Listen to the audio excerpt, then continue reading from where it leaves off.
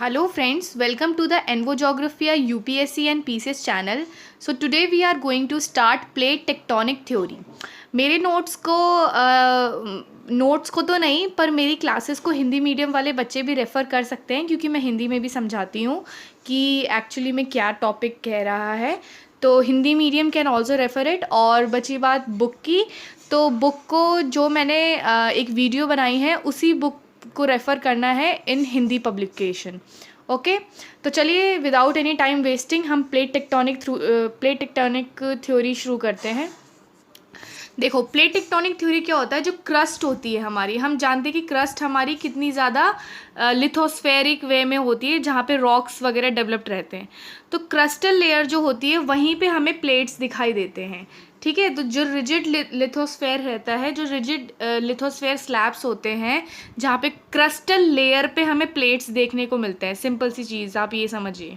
और इसी प्लेट्स की जब मूवमेंट होती है, जब इवोल्यूशन होता है, जब मोशन होता है, जब सिंपल सी चीज़ है, जब मोशन होता है, मोशन ऑफ प्लेट्स होता है, तो उसे ही हम प्लेट टेक्टोनिक कहते हैं। तो हमारे जितने भी अर्थक्वेक, वोल्केनो, ये सारी चीज़ें जो डेवलप्ड होती है, नए नए कॉन्टिनेंट्स डेवलप्ड होते हैं। हमने कॉन्टिनेंटल ड्रिफ्ट थ्योरी पढ़ा था, उसमें हमने देखा था कि पहले कैसे पेंजिया था। अगर आपने वो मेरी वीडियो नहीं देखी है तो प्लीज़ आप वो वीडियो मेरी देखिए कि कॉन्टिनेंटल ड्रिफ्ट में किस तरीके से पहले पूरा पेंजिया था, फिर धीरे धीरे डिसइंटीग्रेट होकर 7 कॉन्टिनेंट्स बने। तो ये सारा रिजल्ट किसका है? प्लेट टेक्टोनिक का। तो चलिए, प्लेट टेक्टोनिक तो हमने समझ ली। तो प्लेट टेक्टोनिक को समझने का मतलब ये है कि अगर आप जब तक प्लेट टेक्टोनिक नहीं समझोगे तब तक आपको कॉन्टिनेंटल ड्रिफ्ट थ्योरी और सी फ्लोर स्प्रेडिंग थ्योरी समझ में नहीं आएगी। तो प्लेट टेक्टोनिक थ्योरी जो है ये इन्हीं दो साइंटिफिक कंसेप्ट के ऊपर बेस्ड है कि किस तरीके से आपकी कॉन्टिनेंटल ड्रिफ्ट और सी फ्लोर स्प्रेडिंग आपका बनते हैं। ठीक है, प्लेट टेक्टोनिक थ्योरी जो है 3 टाइप की होती हैं। ये आप ये देख सकते हो, प्लेट टेक्टोनिक थ्योरी जो है 3 टाइप की है। नंबर 1 कौन सा है? Divergent theory. डाइवर्जेंट से आप समझ रहे होंगे, कोई चीज़ 2 प्लेट्स हैं, 2 प्लेट्स में डाइवर्ज आ रहा है, मतलब वो एक दूसरे से दूर जा रही है, तो उसे हम डाइवर्ज प्लेट टेक्टोनिक थ्योरी कहते हैं। नेक्स्ट आता है आपका कन्वर्जेंट थ्योरी। कन्वर्जेंट मतलब कि कन्वर्ज हो रहे हैं, कोलाइड कर रहे हैं।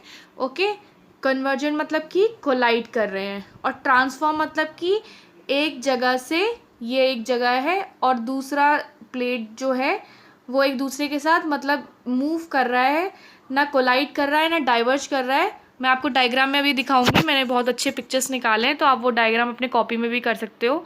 तो ट्रांसफॉर्म बाउंड्री क्या है, क्या होती है? ट्रांसफॉर्म बाउंड्री होती है जब 2 प्लेट्स एक दूसरे को रग्ड करके निकल जाते हैं हॉरिजॉन्टली।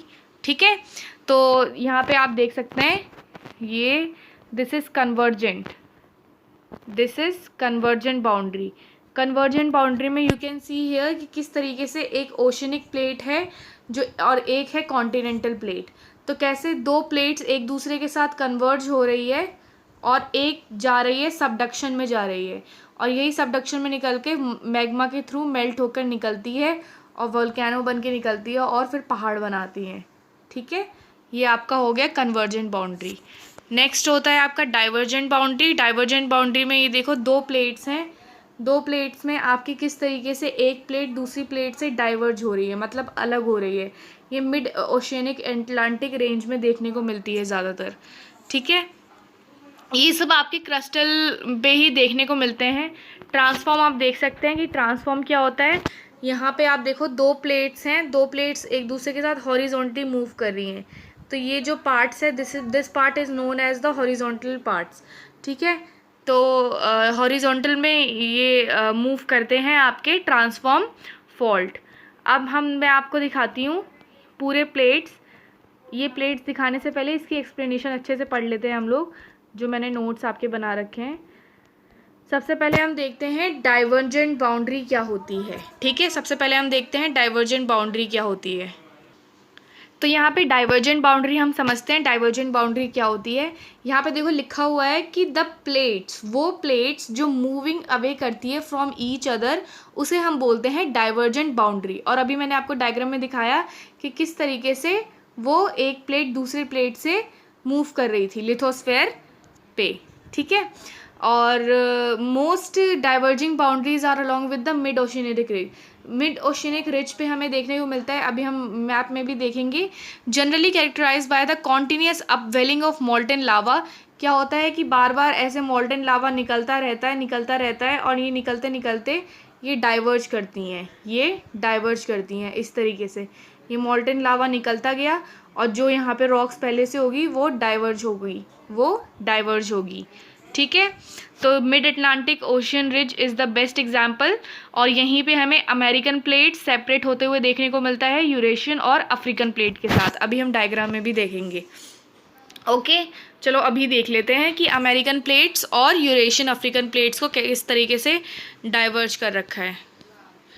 ये देखो, ये है Eurasian plate, this is Eurasian plate and this is American plate and this is African plate. ये जो ब्लू लाइंस हैं, ये ब्लू लाइंस आपकी डाइवर्ज कर रखी हैं। ठीक है, डाइवर्ज यहाँ पे देखने को मिलता है। डाइवर्ज मतलब कि डाइवर्जेंट बाउंड्री देखने को मिलती है।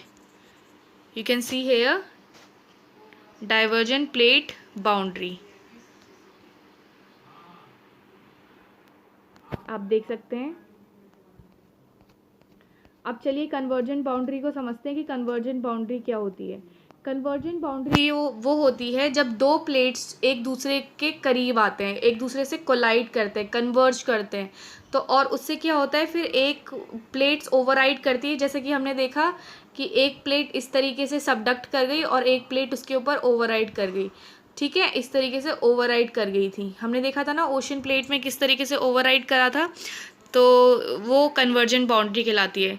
ट्रांसफॉर्म बाउंड्री क्या होती है, ट्रांसफॉर्म बाउंड्री पे जब हम देखते हैं कि दो प्लेट्स एक दूसरे को स्लिप हॉरिजॉन्टली मूव करते हैं and one along a transform fault such as a San, ये हमें कहाँ पे देखने को मिलता है, ये हमें San Andreas fault in California, यहाँ पे हमें देखने को मिलता है।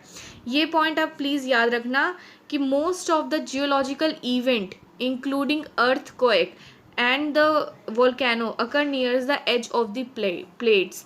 ज़्यादातर जो भी जियोलॉजिकल इवेंट है वो प्लेट्स की, जो भी हमारी प्लेट्स हैं, जहाँ पर भी प्लेट्स वगैरह बनाई गई हैं, जो भी ऐसे ऐसे क्रैक्स आपको देखने को मिले डाइवर्जेंट बाउंड्री के और ये कन्वर्जेंट बाउंड्री के, वहीं पे हमें जियोलॉजिकल इवेंट देखने को मिलता है अर्थक्वेक का और वोल्केनो का।